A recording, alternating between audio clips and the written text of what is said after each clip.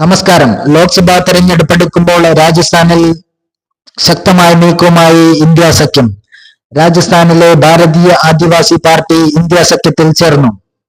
രാജസ്ഥാനിൽ ഒറ്റക്കെട്ടായി തെരഞ്ഞെടുപ്പ് പ്രചാരണം നയിക്കുന്ന കോൺഗ്രസിന്റെ നേതൃത്വത്തിലുള്ള ഇന്ത്യ മുന്നണിക്ക് വലിയ രീതിയിലുള്ള കരുത്ത് പകരുന്ന നീക്കമാണ് കഴിഞ്ഞ ദിവസം രാജസ്ഥാനിലെ ജയ്പൂരിൽ നടന്നത്. കോൺഗ്രസ് സംസ്ഥാനത്ത് മത്സരിച്ചു പോരുന്ന ലോക്സഭാ സീറ്റായ ബാൻസോറ സീറ്റ് ഭാരതീയ ആദിവാസി പാർട്ടിക്ക് വിട്ടുകൊടുത്തുകൊണ്ട് സഖ്യത്തെ സംസ്ഥാനത്ത് ശക്തമാക്കുകയാണ് കോൺഗ്രസിന് വലിയ രീതിയിലുള്ള അടിത്തറയുള്ള ബാൻസോറ സീറ്റിൽ കോൺഗ്രസിനോടൊപ്പം തന്നെ ആദിവാസി പാർട്ടിക്കും ശക്തമായ സ്വാധീനമുണ്ട് എന്നുള്ളത് കണക്കിലെടുത്തുകൊണ്ടാണ് കോൺഗ്രസ് ഭാരതീയ ആദിവാസി പാർട്ടിക്ക് കൈമാറിയത്.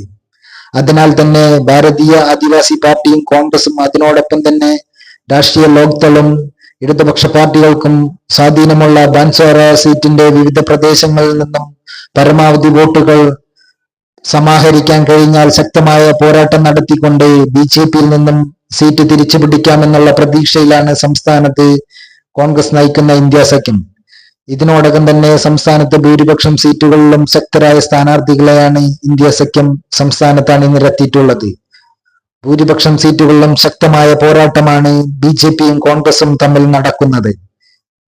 BJP-യിൽ നിന്നും സംസ്ഥാനത്തെ 25 ലോക്സഭാ സീറ്റിൽ 10-ലധികം സീറ്റുകൾ പിടിക്കാനുള്ള തന്ത്രത്തിലാണ് കോൺഗ്രസ് സംസ്ഥാനത്ത് പ്രവർത്തിച്ചു കൊണ്ടിരിക്കുന്നത്.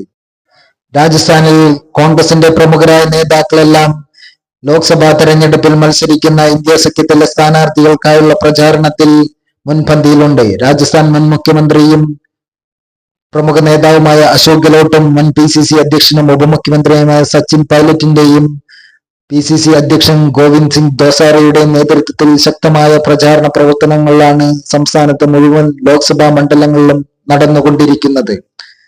സച്ചിൻ പൈലറ്റും അശോക് ഗെഹ്ലോട്ടും വിവിധ മേഖലകളാക്കി തിരിച്ചുകൊണ്ട് സംസ്ഥാനത്തെ മുഴുവൻ ലോക്സഭാ മണ്ഡലങ്ങളും കേന്ദ്രീകരിച്ചുകൊണ്ട് വലിയ രീതിയിലുള്ള പ്രചാരണ പ്രവർത്തനങ്ങൾ നടത്തിക്കൊണ്ടുവരികയാണ്.